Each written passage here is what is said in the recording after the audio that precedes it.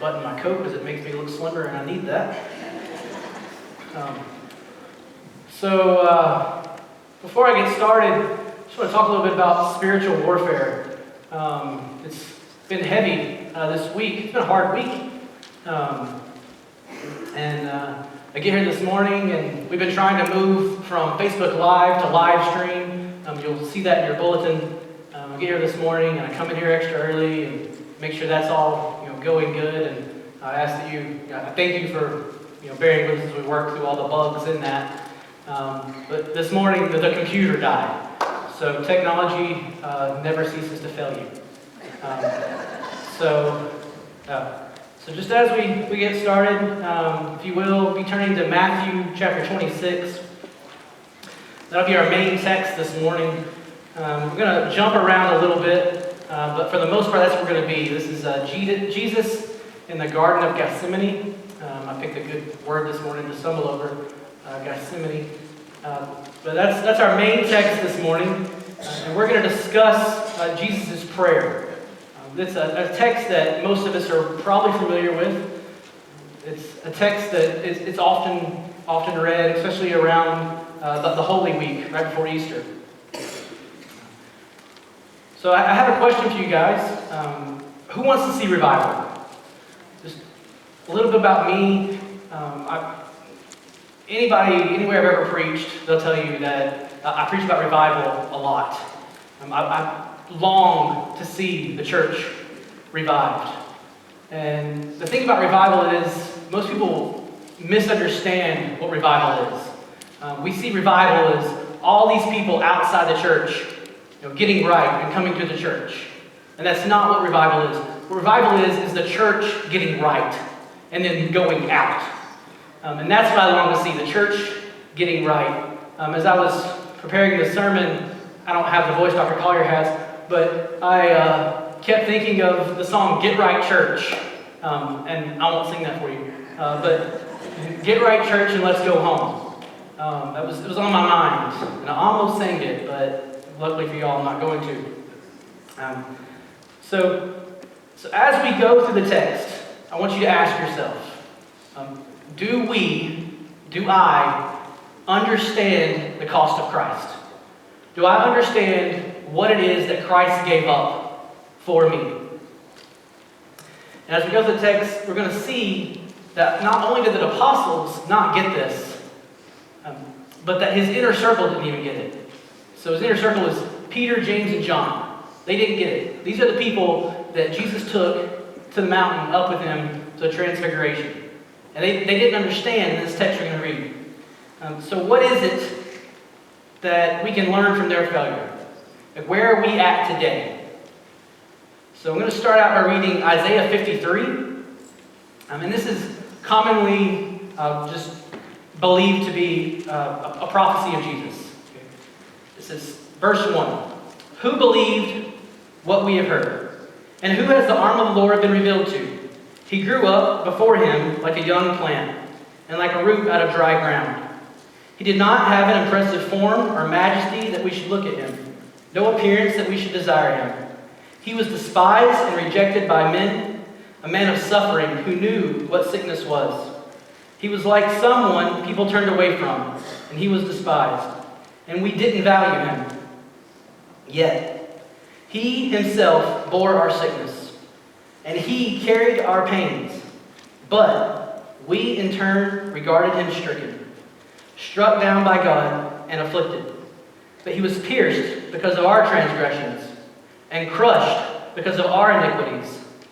Punishment for our peace was on him, and we are healed by his wounds. We all went astray like sheep. We all have turned to our own way, and the Lord has punished him for the iniquity of us all. He was oppressed and afflicted, yet he did not open his mouth. Like a lamb led to the slaughter, and like a sheep silent before her shearers, he did not open his mouth. Just real briefly in that text before we jump into Matthew 26, we see that Christ took on our iniquity, our punishment. Just kind of thinking about spiritual warfare this morning, and And what Scott, the music that he had already prepared for this sermon, for this service, we didn't talk much about what I was going to talk about, but I don't think that he could have picked out more appropriate songs. In talking about grace and what grace is. Grace is getting what we don't deserve, and mercy is not getting what we do deserve. So, talking about grace and getting what we don't deserve. So how much do we understand that? Like, how much does our own spiritual condition weigh on us? How much do we understand with that? The weight of that should be so heavy on us, constantly. Just our own spiritual condition, where we stand. And I'm going to tell a story that the youth have already heard this, but growing up, one of my first jobs, I worked with a man. His name was Bobby, and he, in high school, was a star athlete. Just multiple Division I scholarship opportunities. He was going on to play, college ball, probably going on to play the NFL. Just a scholar, just really had everything together. But he liked to party. So in high school one night, he went to a party and got drunk. And then on the way home from the party, he had a wreck. And he didn't find out until later in the hospital when he woke up that in that wreck, he killed a mom and a daughter. So years later, I met Bobby. And he was just a shell of a man. Like all that, like I said, not only was he athletic, but he was a scholar. All that was gone. I mean, he was just beat down mentally, physically. It destroyed him. And in talking to him, he would tell you, I never, ever feared going to prison. That once I found out what I had done, that was what I deserved. I took the life of a mom. And I took the life of her daughter. I deserve to be in prison now and get weighed so heavy on him. And realistically, that same weight is the weight that we should carry. The gratefulness to Christ. And I don't know that we really understand that. We often use the verse there in Romans 5:8 that God demonstrated His own love for us, that while we were still sinners, Christ died for us. We didn't do anything to deserve Christ dying for us, but He did. And that yes, Christ died for us, but there's so much more to it than just Him dying for us. That we think of it too shallowly. We have a picture in our minds of a car coming, and we're standing in front of it, and Christ pushes us out of the way, and He gets killed instead. A lot of you don't know this. I've already cleared this with my daughter to talk about this. But when our oldest Reagan was born, she had a very minor heart defect. And just, it was not as serious as a lot of heart defects are, but as her parent, it was. And as a father, it would keep us up at night. We would pray about it constantly, just calling on God to repair this, to fix this, to take it away. But as a father, if the opportunity would have been presented for me to give her my heart, if that's what she needed, I would have done that. And yes, Christ died for us. Yes, He gave His heart so that we could live. But there's more to it than that. That His death was only part of the sacrifice that He made. And I don't believe that the majority of today's church fully understands the death of Christ.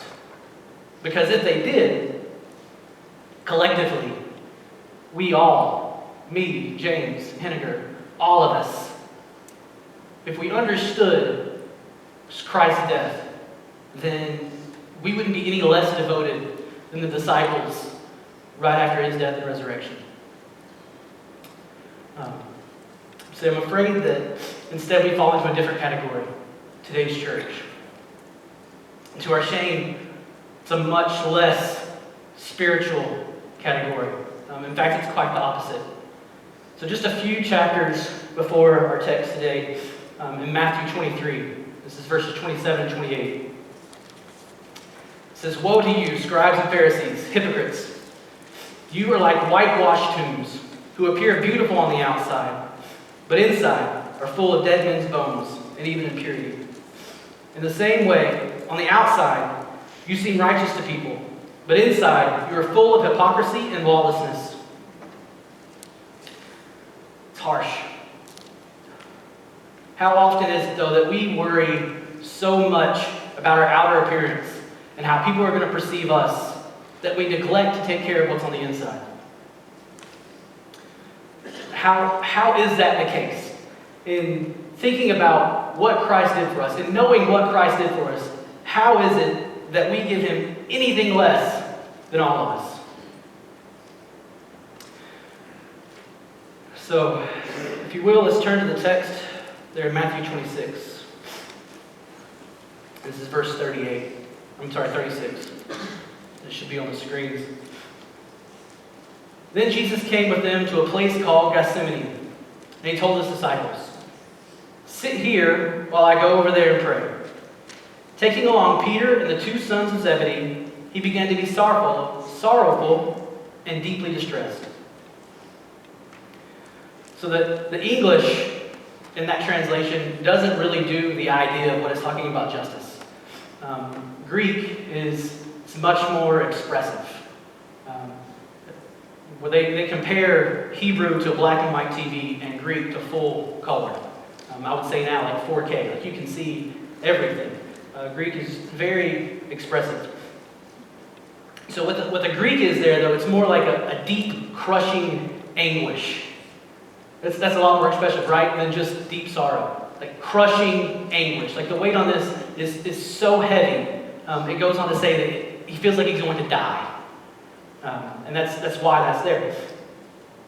So then he said to them, "My soul is swallowed up in sorrow, to the point of death. Remain here and stay awake with me." Going a little further, he fell face down and prayed, "My Father." The Gospel of Mark here in this same tale of the Garden of Gethsemane, the Gospel of Mark uses the word Abba. Okay, I'm sure that you heard before that the word Abba means daddy when translated. Any dads in here today? So, when you have children and your child looks up at you, tears in his eyes or her eyes, and it says "Daddy," then at that point you'll give that child anything they want, right? And that's what it is here. And Jesus is saying, "Daddy, if it is possible, let this cup pass from me. Yet, not as I will, but as you will." So he's fully compliant with the will of God. Saying, I don't want this. This is going to be so hard. But if it's your will, I'm going to do it. Jesus is both fully God and fully man. And this is the first time that we see Jesus really struggling with what it is that he has to do. He knew he was going to have to suffer and die. He says it just in the paragraph before where we're at today, right now. He says he's going to die. He knew it. And he says it repeatedly throughout the Gospels. So he knows the pain and the suffering that he's going to be dealing with. He's fully aware of it. But there's something more than that. This coming of something else that he's going to have to deal with. That's the cause for this agony. He's struggling about something. And like we said earlier, Jesus suffered and died for you, yes. But there's more there. He's specifically asking the Father to let this cup pass. Where is it that he's asking God, what is it that he's asking God to let pass from him? This is the part that we miss, and we're going to unpack more. That there's so much weight on him here. So verse 40. Then he came to the disciples and found them sleeping. He asked Peter, "So you couldn't stay awake with me for 1 hour? Stay awake and pray so that you won't enter into temptation. The spirit is willing, but the flesh is weak." And this is where I feel like we can relate, right? Who's fallen asleep praying for? Me, right? I think that's why you often pray on your knees, because it's pretty impossible to fall asleep. It's so uncomfortable on your knees that you pray on your knees. But we often fall asleep when we're praying. And that's where the disciples are here. It says, Jesus just said, you couldn't stay awake with me for 1 hour, right? But how much text did Matthew use to describe what he prayed? It's one sentence, right? So you can tell, he heard what Jesus was talking about, and then he's like, that's not 1 hour's worth of text there. So Jesus, he's upset, he's disappointed. And you can imagine like what that disappointment is. That Jesus is in absolute, just utter agony. And Peter, who is accepted as being the head of the disciples, he's the leader, if you will, and he can't even stay awake for 1 hour. 1 hour, that's not much to ask. So again, the second time, he went away and prayed. Luke's gospel here tells us that God sent an angel to give him strength. The weight of Christ's stress was so heavy in this moment that the capillaries in his head were rupturing, and blood was literally pouring out of him. He was literally sweating blood. That's how much stress and agony he was in at this point. That God had to send an angel to hold him up. And where are the disciples in all this? They're asleep. But Jesus says, "My Father, if this cannot pass unless I drink it, your will be done." Another reference to this cup and drinking. Has anybody ever drank from a dirty cup? Okay, so I used to be a firefighter, and I was in one of the busiest parts of Chattanooga, the inner city. It's a really rough area, really old houses, and we were going out all the time. This particular night, we got a house fire about 1:30 in the morning, and we were there till about 5:30.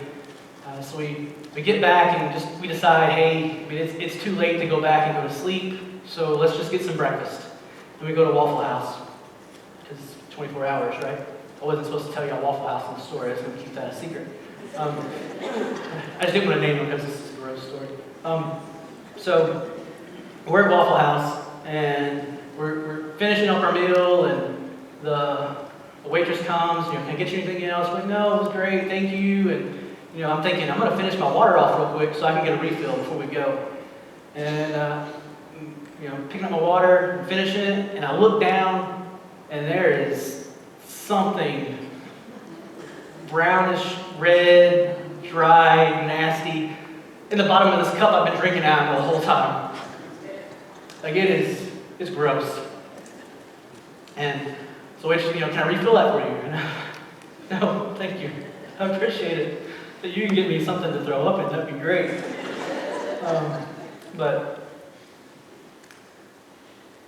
So that's disgusting. But it doesn't even compare to what is in the cup that Jesus is going to have to drink.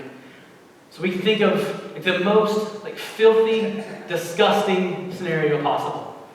To me, I think of just a couple raw sewage, just gross, And that doesn't even scratch the surface of what it is that Jesus is about to drink. Because he's about to take in the full wrath of God for millions and millions of people, of every filthy, rotten, disgusting sin that they will ever commit. And in an instant, it's going to be poured on to the only man to never know sin. So what's in that cup is what Jesus is just agonizing over. Yes, he's going to suffer. Yes, he's going to die. But he has to take on the full sin of every believer. And he's got to take on the punishment of that sin from God. And to never know sin going into that, can you imagine how that must be? We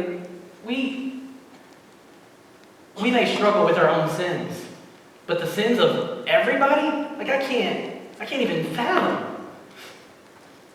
And it's literally killing him. God has to send an angel to hold him up. It is so heavy. It's such a burden.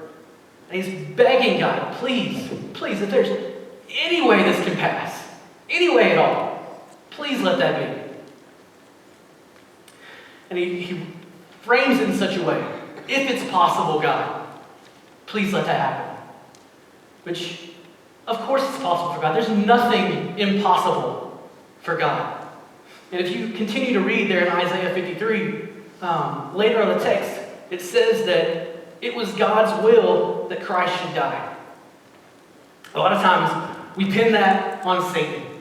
Satan made the cross happen. But that is absolutely not true. God made the cross happen.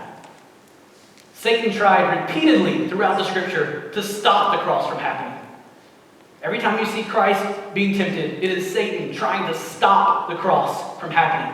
Because if it doesn't happen, then you have no salvation. If Christ gives in and he doesn't take on that full wrath, you have no salvation. We can never stand before a holy God and pay for the sins that we've committed. But Christ can, because he's never sinned. So Jesus comes back a second time and finds the disciples asleep. He's literally sweating blood. And in so much agony that God had to send this angel. So he comes back and tells the disciples, my soul is swallowed up in sorrow to the point of death. Look, I've gone backwards.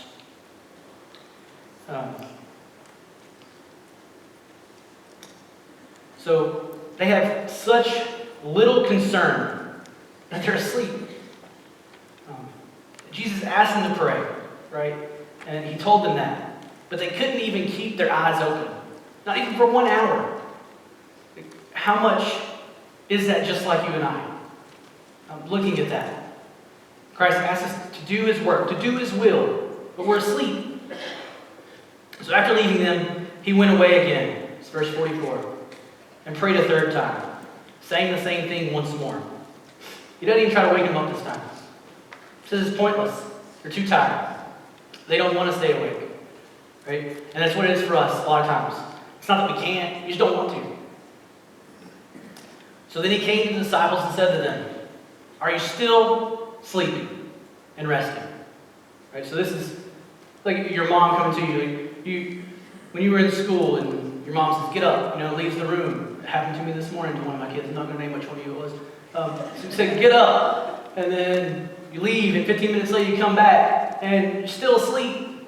And are you still asleep? Get up. We have got to go. And that's what Jesus is saying here. He says, are you still asleep? Really? Honestly. So I feel like so we find ourselves. We're doing whatever it is that we take pleasure in. I can easily spend 2 to 3 hours watching a movie, right? But to spend 20, 30 minutes in scripture and prayer, man, I really feel like I've done something, right? Where's the comparison there? I can talk to anyone in depth, and I mean in depth, about fantasy football, right? But when it comes to, I've got to tell them about Jesus, oh no, I can't find the words. I don't have the time to go and be intentional about reaching the lost, doing visitation. I don't have the time. But let somebody offer me a free hunting trip or a day at the spa or a weekend getaway, and I will find the time to make that happen. So we will absolutely rearrange our schedules if it's something that we want to do. So don't tell me that you don't have the time. You don't want to have the time. And that's the same thing that the disciples are doing here. They don't want to stay awake. It's not that they can't stay awake. They don't want to stay awake. They're tired. They're thinking of themselves first. And that's where Christianity finds itself today. We put ourselves first, and we just bank on the promises that Christ has given us. So Jesus tells the disciples, look, the time is near. The Son of Man is being betrayed into the hands of sinners. Get up. Let's go. See, my betrayer is near. So now the disciples are finally up. They're finally awake. And it's done. We slept through it. So we long for Christ's return. But why? We long for his return for selfish reasons. Because we don't want to be in this corrupt, horrible world. We want to be with God, right? I long for Christ's presence. I do. But I fear his return. Not because of my standing with God, but because I know where so many other people stand with God. And once Christ returns, that's it. It's done. The second Christ returns, it's too late for them. If they're not going to get another chance to hear the gospel. They're going to spend an eternity, forever and ever and ever, separated from God. Taking their own full cup of wrath in eternal torment. So they have to drink all the sins. So what Christ feared, they have to drink it. And they're going to pay for that in eternal torment. Does it not bother you? Does it not burden you? Does it keep you awake at night? Because it should. Does it keep you from sleeping? Christ drank that cup for you. Because the weight of that not heavy on us. That if it wasn't for Christ drinking that cup, then we would be no different than all the other people in the world that are lost. If it wasn't for that, we didn't do anything at all to deserve that. But Christ took it, willingly. Like a lamb being led to the slaughter. He stayed silent. He says later on in Matthew, I could call down 12 legions of angels. It actually says more than 12 legions of angels if I wanted to. So a legion is anywhere from 6,000 to 10,000. So let's just conservatively say 5,000. Okay? So 5,000 angels times 12. Right? So now we are at 60,000 angels. So in Scripture, one angel slays 185,000 men. So that's 1 to 185,000. That's pretty good odds. Jesus is saying, I could call down, conservatively, at least 60,000 angels. So somebody that's good at math, do that real quick. 60,000 times 185,000. That's a big number. He could wipe out the earth. No problem. I could stop this from happening if I wanted to. But it's the will of God that this should happen. That I pay for the sins of man. So do you understand what it is that I'm trying to say to you today? Most of us are the disciples in this text. Not all of us, but I feel like that's few and far between. Most of us are the disciples. We either don't know the cost of Christ, we don't understand it, or we don't care. But that's the only options. There is no more than that. So where are you today? Are you in the boat of you don't know? Because if that's the case, you don't know what I'm talking about, you don't know about this Christ, then when we give the invitation in just a few minutes, come down here. Let me talk to you. Let Dr. Collier talk to you. Let us tell you about this Savior that paid for every sin that you have or will commit. That He took that separation from you and God and brought y'all together. He made a way for you to be with God. If you don't know that yet, please when we give the invitation, come down, run down, to let me know about this Jesus. And we'll tell you.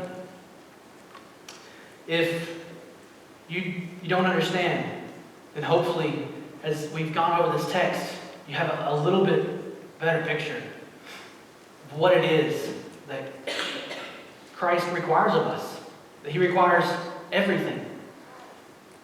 And we should willingly give that.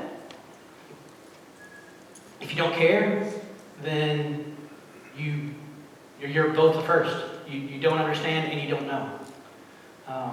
And I beg for you, even if you just want to argue, come to Dr. Collier, he's better at that.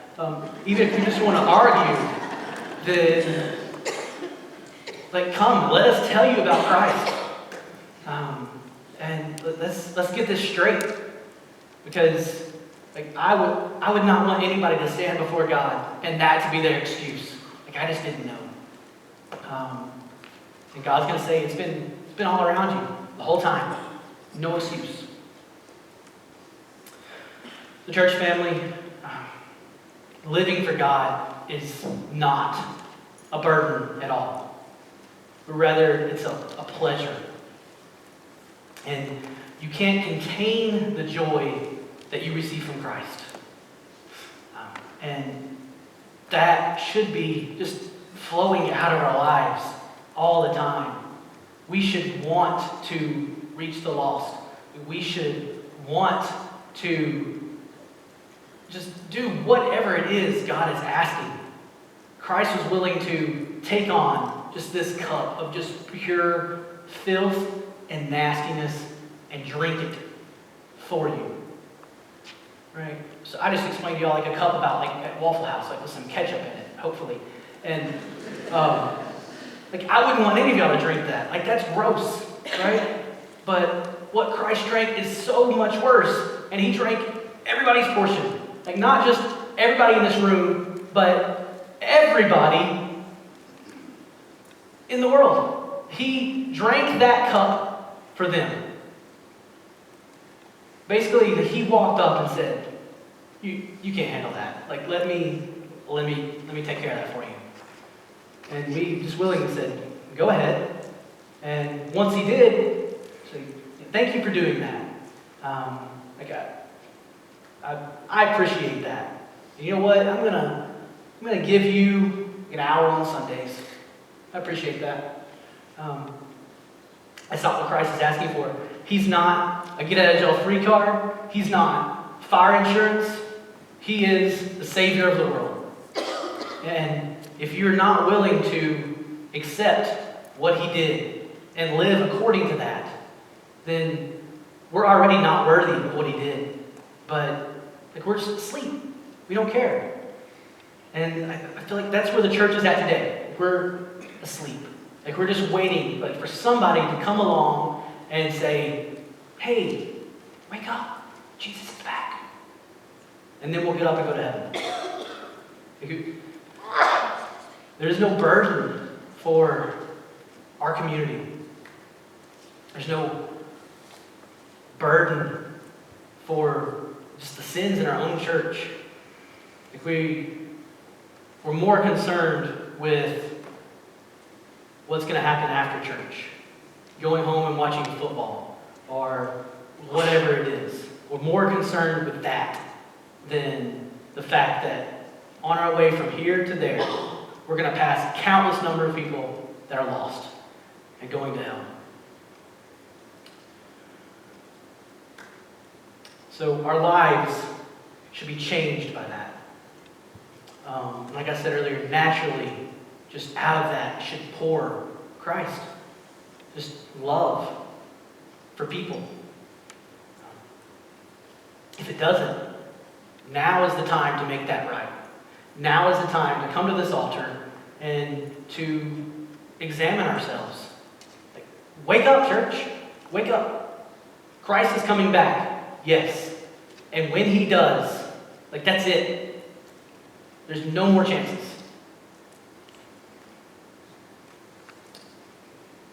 Let's pray.